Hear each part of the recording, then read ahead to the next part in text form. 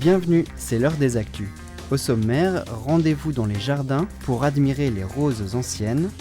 Les écoliers du canton chantent pour le plaisir des parents. Et tout de suite, le lancement en avant-première d'un carnet de 10 timbres représentant la région.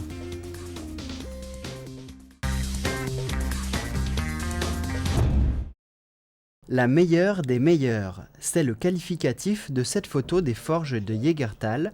Elle a été élue meilleur cliché du concours organisé par la Poste à l'occasion de la confection d'un carnet collector de 10 timbres de la région. Tout le monde pouvait participer, c'était un concours, donc tout le monde envoyait des photos, tous ceux qui voulaient envoyer des photos, et il y avait une sélection de photos, et dont celle-là qui a été primée sur les 10 qui ont été retenus. Celle-là, c'était celle qui était primée en plus. Les nombreux philatélistes du jour qui ont acheté les timbres ont pu entrer gratuitement au musée du Fer. La Société d'histoire de Reichshoffen et environ proposait une carte postale des forges comme support pour ces timbres. Donc l'idée, c'est de prendre la carte, de mettre le timbre sur la carte et de faire le cachet premier jour.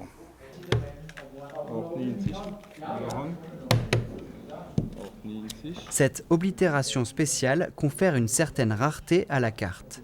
Pour les collectionneurs, l'intérêt réside dans 3 aspects, la cartophilie pour la carte, la marcophilie pour le cachet et bien sûr la philatélie pour le timbre.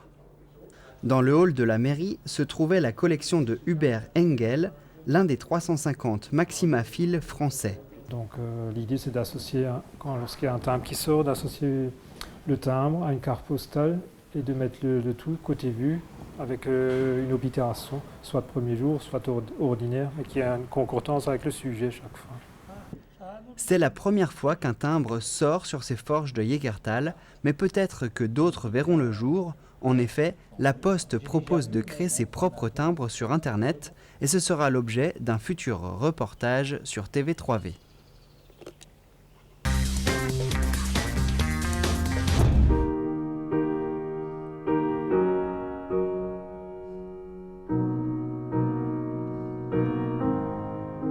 Partager ses connaissances et permettre à un patrimoine de subsister, c'est le but des rencontres autour des roses anciennes.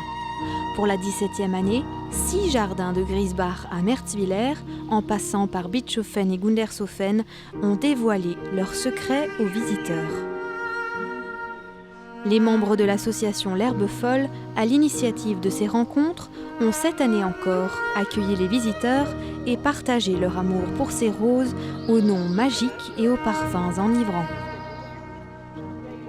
Les vraies roses anciennes, je pense que je ne me trompe pas en disant que ce sont les rosiers galliques. Alors bien sûr, les roses anciennes, il y a les rosiers botaniques. Les rosiers botaniques qui poussent de manière endogène dans des parties du monde bien reculées. Et grâce aux botanistes voyageurs des 17e, 18e siècles, eh bien, ils ont rapporté en Europe des rosiers botaniques qui poussaient en Chine, qui poussaient dans les îles Bourbon, qui poussaient aux États-Unis.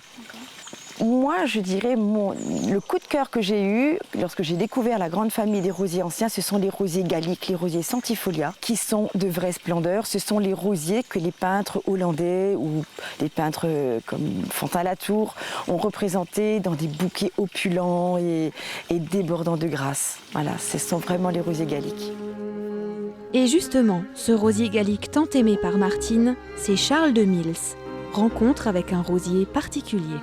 Voilà, alors voilà Charles de Mils. Voilà, Charles de Mils, c'est vraiment un des représentants de ces roses galliques que nous aimons particulièrement à l'Herbe Folle. Charles de Mils, alors le nom, je sais qu'il a un autre nom, on l'appelait aussi, je crois, Triomphe bizarre ou bizarre triomphant, et on ne connaît pas toujours les noms des obtenteurs, donc les noms étaient choisis un petit peu comme ça, selon l'inspiration du moment, ou alors en hommage à un ami.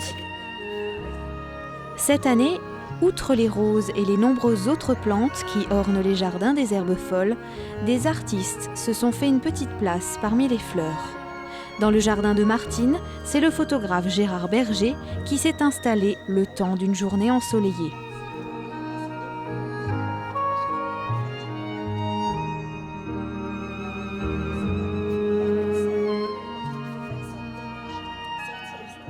Depuis les 10 ans de l'Herbe Folle, lorsque nous avons fêté les 10 ans de l'association et des rencontres autour des jardins, nous voulions marquer le coup avec quelque chose de beaucoup plus festif que juste les jardins ouverts. Et donc nous avons ouvert nos jardins à des artistes, à des artisans qui ont vraiment embelli nos jardins. Et c'était tellement réussi que nous avons réitéré cette proposition de présence d'artistes dans les jardins tous les ans. Malgré une pluie annoncée, qui n'a pointé le bout de son nez qu'en toute fin d'après-midi, de nombreux visiteurs ont foulé la pelouse des 6 jardins ouverts pour la rencontre autour des roses anciennes. Le prochain événement organisé par l'association L'Herbe Folle se tiendra le 7 octobre. La bourse aux plantes d'automne vous donne donc rendez-vous comme chaque année à Griesbach.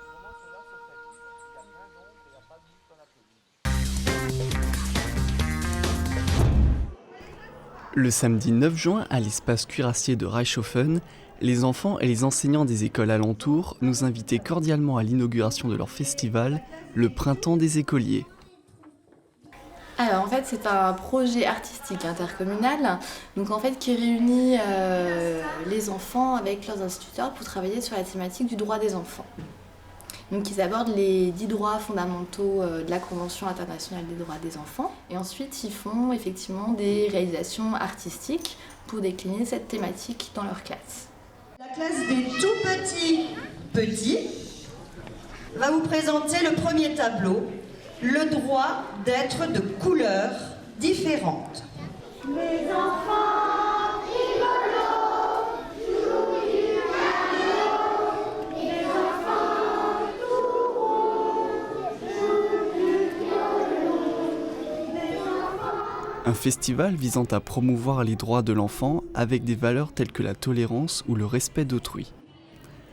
Un message passé à travers différentes animations. Les parents et les enfants étaient par exemple invités à réaliser une fresque géante. Tout le travail des enfants sont mis en valeur sous différentes formes, soit des expositions, soit des spectacles, soit des chansons, de la musique ou encore de l'art visuel. Après, chaque classe choisit la technique qu'il va exploiter pour construire son projet. Ouais, ils peuvent pas t'obliger. Eh bien si, oui, tes parents ils peuvent t'obliger à faire la vaisselle. En place depuis 2009 et s'étalant sur 2 jours, ce festival aura été préparé depuis le mois d'octobre à raison d'1 heure par semaine. Les efforts de ces enfants auront été récompensés devant le succès de cet événement.